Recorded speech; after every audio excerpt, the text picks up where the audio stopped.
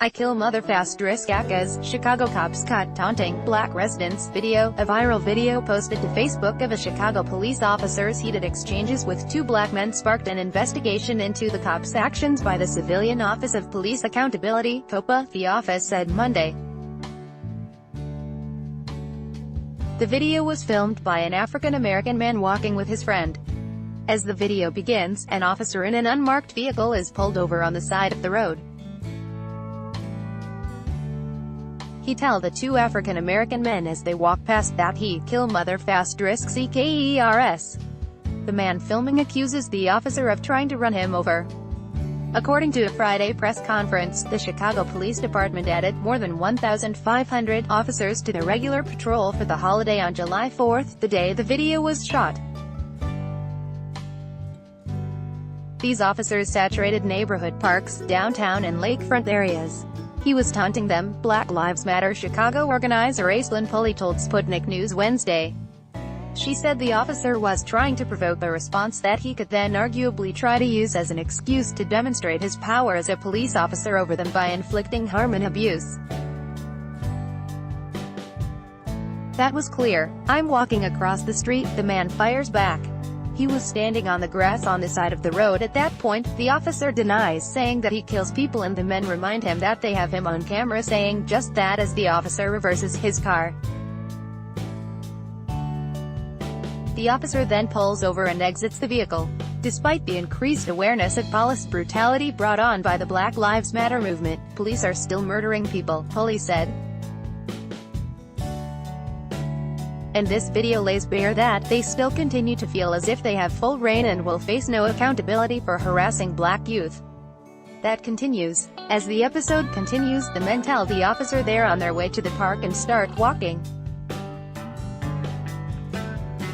The officer stands between them, saying, "We gonna play in the park. You want to know the good news, though? Illinois is a two-party consent state and I don't consent to you recording me," the officer says. However, according to state law, recording police officers in public is an entirely legal action. "I'm recording myself. I'm on Snapchat. I'm recording myself. You hopped in the camera," the man retorts. "This is my project for college," he says. Then the officer accuses the man of kicking his shoes as he walked with the men. "You just hit my shoe, bro. Watch out." Had they not had the camera there, recording the interaction, it could have gone very differently, and because the footage cuts out at the end it's really uncertain whether or not it did escalate afterwards, Pulley said. She added that the officer's emphasis on his shoes being touched was just more taunting intended to provoke the men. The man filming says that his mother's boyfriend is a sergeant. "Call him," the officer yells repeatedly. Then, he notices that the officer is not wearing a name badge. "You don't even got your name tag," he says. The officer then gives his last name and badge number and calls the man a retard. He tries to grab the man's phone to show him his badge, which just has his number. "You touching my phone, what you doing?" the man asks. The video then ends abruptly. "Plain and simple, the officers stopped the two men because of racism," Pulley said. Particularly, working-class black people in Chicago are accustomed to harassment anywhere they are by police, be it a park, a sidewalk, school, anywhere. This kind of behavior is not what is expected of department members and is in contrast to the hard work we have done and continue to do to rebuild trust with the communities we serve, the department said in a statement, according to NBC on Wednesday.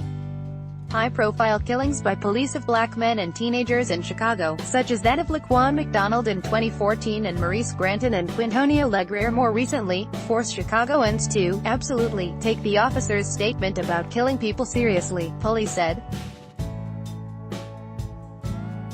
In Chicago, police are ever-present, Pulley said. Chicago is second only to Washington, D.C. in terms of police officers per capita in major metropolitan areas. However, D.C. is home to more than 24 different agencies, many of which are federal. So police are everywhere, and they are always present, whenever there is a demonstration or a protest or an action. So their mere presence is used to elicit intimidation, Pulley said. Every 5 days in Chicago, a police officer fires a gun at somebody. About 4 out of every 5 people shot by police are African American males, according to data analysis from the Chicago Tribune. Chicago's Mayor, Rahm Emanuel, former chief of staff for former U.S. President Barack Obama, has done nothing to ease tensions between police and the black community there. Currently, the Democratic politician is pushing for the construction of a new police academy at a cost of $95 million to taxpayers amid fierce backlash from activists demanding the money be allocated to education instead.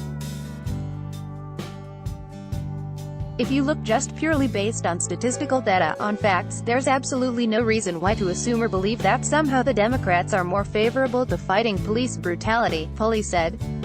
Chicago is a well-known Democrat stronghold. Chicago is where we have Homan Square, a police black site where police have disappeared over 7,000 citizens. Where Black Panther chairman Fred Hampton and Deputy Mark Clark were murdered in 1969, in a conspiracy between the FBI and the Chicago Police Department. This is where Laquan McDonald was murdered, shot 16 times, and where the mayor colluded in covering up the footage so that he could win re-election, Paul said.